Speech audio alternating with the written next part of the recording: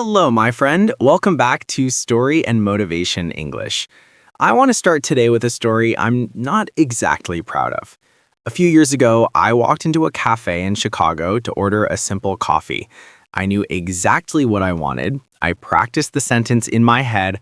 I was ready, confident, a champion. This already sounds like it's going to fall apart. Oh, it did. I got to the counter, looked at the barista, opened my mouth, and my voice disappeared. I whispered something like, can I, uh, coffee, maybe? The barista leaned in and said, sorry, could you say that again? And that's when full panic hit. I repeated the sentence, but even I didn't understand what I said.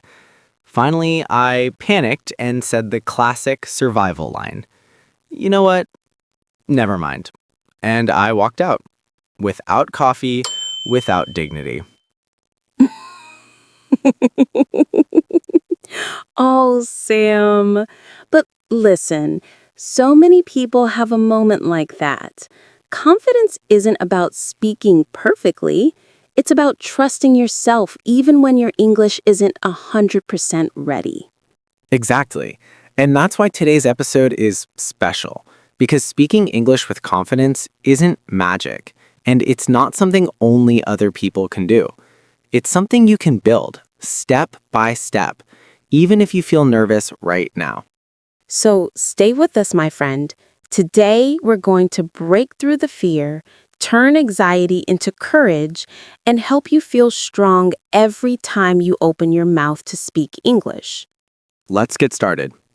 That coffee moment in Chicago wasn't the only time I felt terrified to speak. For a long time, English made me nervous. Not because I didn't want to speak, but because every time I opened my mouth, I thought, what if I make a mistake? What if they don't understand me? What if I sound stupid? I think almost every English learner feels that. Even people who live in the US for years still feel nervous sometimes. Confidence isn't something you automatically have, it's something you grow. Exactly. And it wasn't just the cafe. One time in New York, I wanted to ask someone about the nearest beach, but I pronounced it wrong. Let's just say I accidentally asked the man for something very different. His eyebrows went up so fast I thought they would fly away. Oh no, I can imagine exactly what happened. But Sam, that's the thing.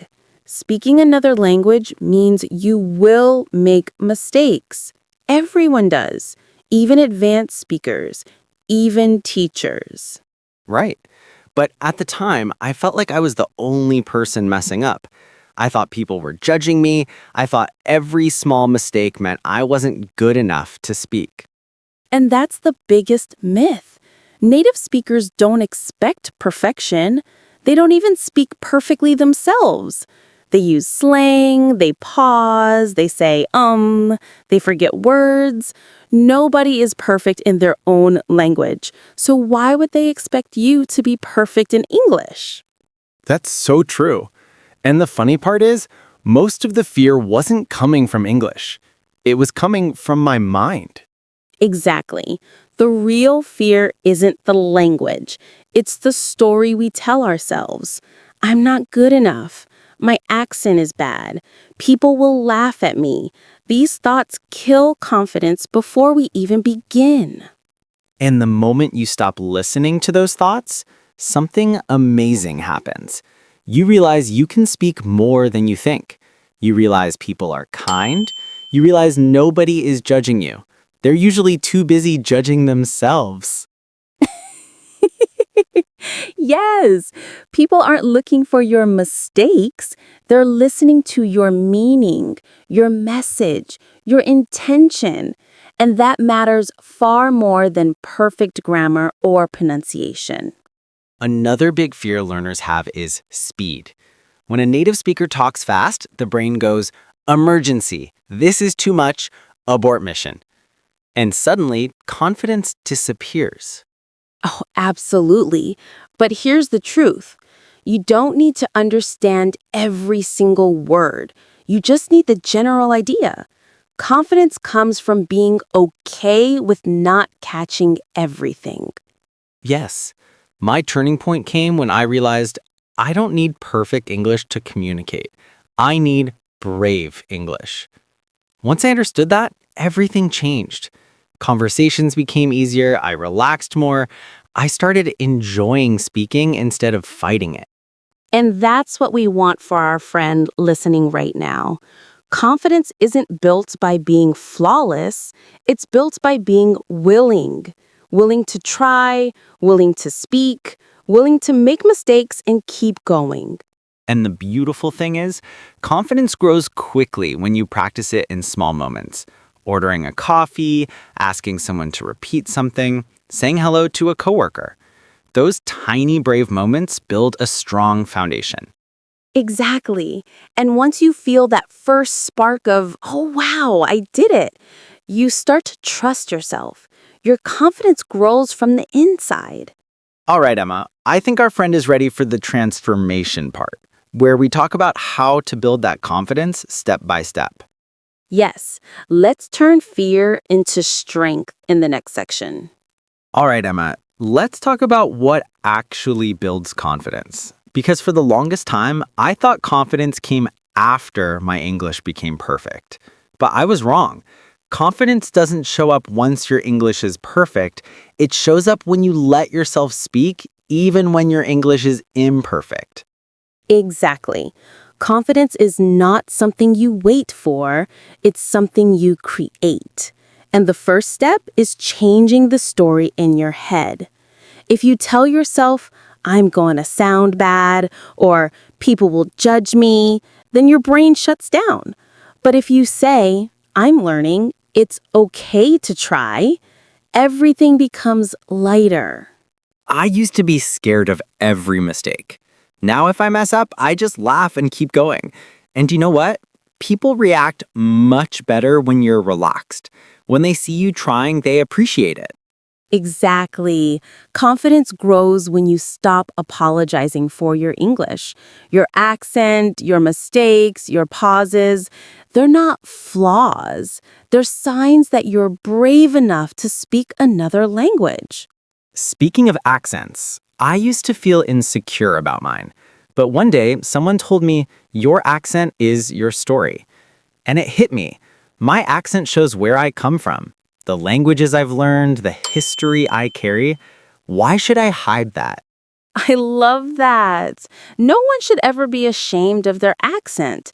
Every accent is beautiful because it represents a unique journey.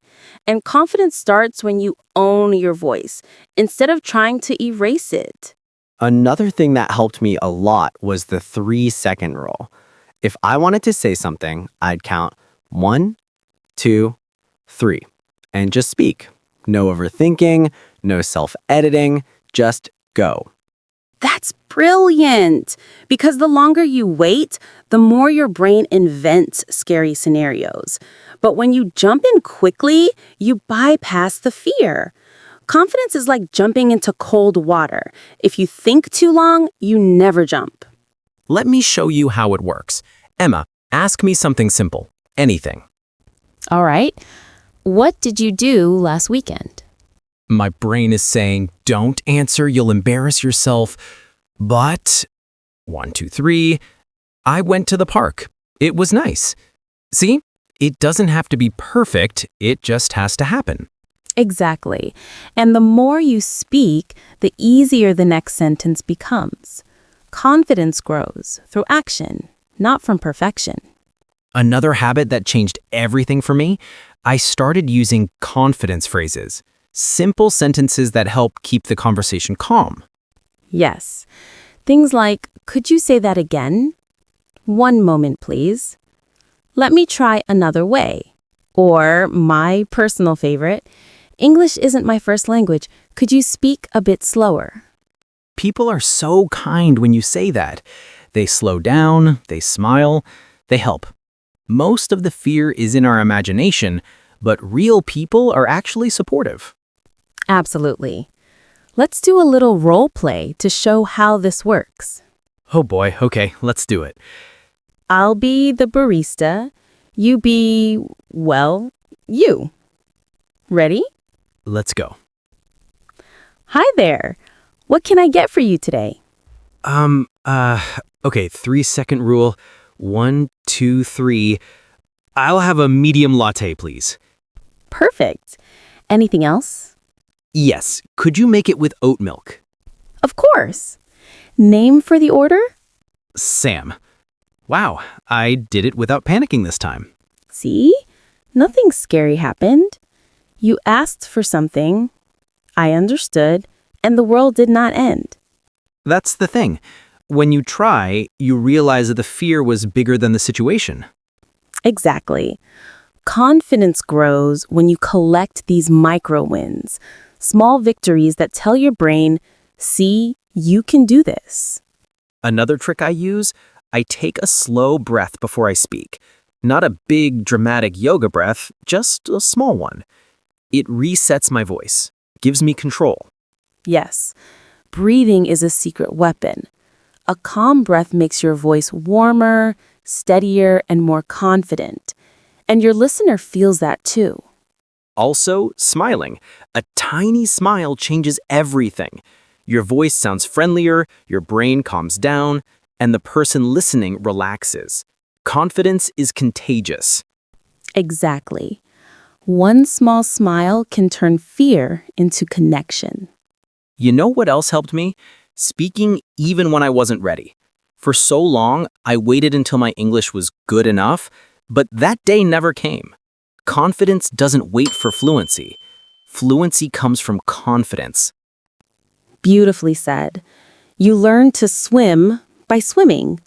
You learn to speak by speaking, not by thinking about speaking. So, my friend, the real message is simple. Speak now. Speak imperfectly. Speak bravely. That's how confidence grows. And with every sentence, every conversation, every tiny brave moment, you become the confident speaker you always wanted to be. All right, Emma, I think we're ready to wrap this up. Let's bring our friend into the conclusion. My friend, we're at the end of today's episode, and there's something I really want you to remember. Confidence isn't a gift some people are born with. It's not magic, it's not luck, and it doesn't show up only when your English becomes perfect. Right. Confidence is built from small, brave moments. The times you speak even when you feel unsure. The times you try even when your voice shakes a little bit. That's real confidence. Not perfection, not fearlessness, just courage in small doses. Exactly. And here's the beautiful part. Your confidence grows the moment you start accepting yourself, your accent, your mistakes, your pauses, your process. Yes, your accent is not a problem. It's part of your identity. Your mistakes are not failures. They're proof that you're learning. Your pauses are not weaknesses. They're human. I used to think confidence came after fluency. Like I'd suddenly wake up one day and magically feel bold and fearless. But no, fluency comes because you practice confidence. It starts with one conversation, one sentence, one moment when you choose courage over silence. And every time you do that, your brain learns something new. I can handle this. That wasn't so bad. People understood me. I made it through the conversation. These tiny victories are what build the foundation of confidence. So if you're listening right now and thinking, but I'm shy, I'm nervous, English scares me, let me tell you this with all honesty. You're not alone. We've all been there, and you are stronger than you think. Absolutely. Confidence is a skill, and like any skill, it grows with practice. And today can be your first small step or your next small step. Both are perfect. Before we say goodbye, we'd love to hear from you. Tell us in the comments, What English situation makes you nervous, and what small, brave action will you try this week? We read every message and we love hearing from you. If this episode helped you, please like, subscribe, and share it with someone who needs a little courage in their English journey. You never know whose confidence you might inspire. Thank you for spending your time with us today. We're proud of you, truly proud. Every time you show up here, every time you listen, every time you try, you're building not just English, but confidence, strength, and growth. Remember, my friend, you don't need perfect English to communicate. You just need brave English. We'll see you in the next episode. Take care and speak boldly.